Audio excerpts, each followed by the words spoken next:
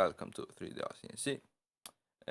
This is my review of Hobbyking's Premium PLA, and all of this is my honest opinion, and Hobbyking haven't paid or provided the filament for me for doing this review, and as you will see later, I have had some problems with it, but I think most of them are due to my printer, because now everything works really well.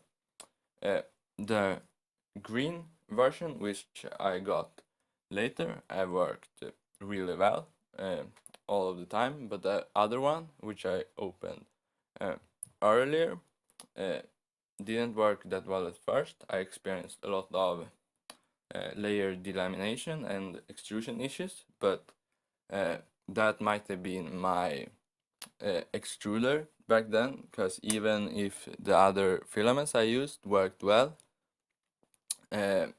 or kind of well, they were not perfect, but they worked a lot better than this one. This filament might be slightly slippier, and therefore it didn't work. But now that I've opened the second one and used that for a lot of my projects, I tested the orange one for a few prints now, and it works exactly the same, so that must have been my printer. But yeah, I'll show some prints and we'll go from there.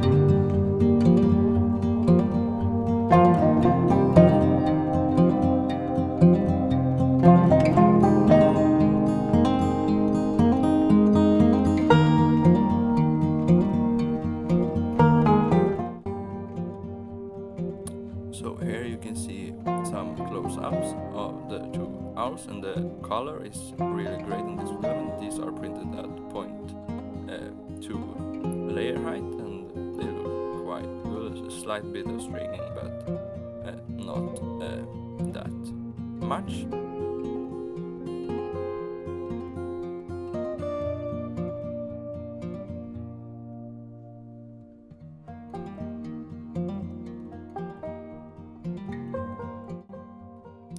But as I said, I mostly printed functional parts with this filament, like this 3D printed airplane, and for that I mostly used green filament and not the other one, but now I know that both work, so I'll probably be using both of them in the future, because they work quite well and are really strong for PLA as well. Then this whole camera slider that you will see in an upcoming video is printed mostly with this green Hobbyking Premium PLA and some Hobbyking silk as well, and that might be coming soon as well. So that's what I've been printing. I just wanted to show as well the supports right here. They turn out really well, and they remove really easily as well, and I didn't have to tune it that much, so supports with this material works really well.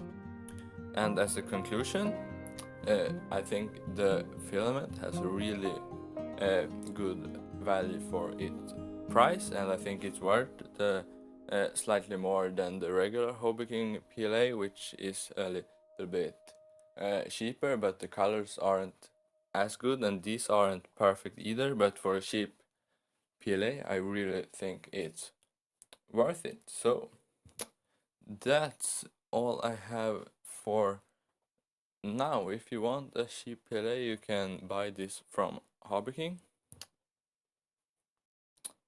So that's it for this video. Hope you enjoyed it, and if you did, please consider subscribing, and I'll see you in the next one. Bye.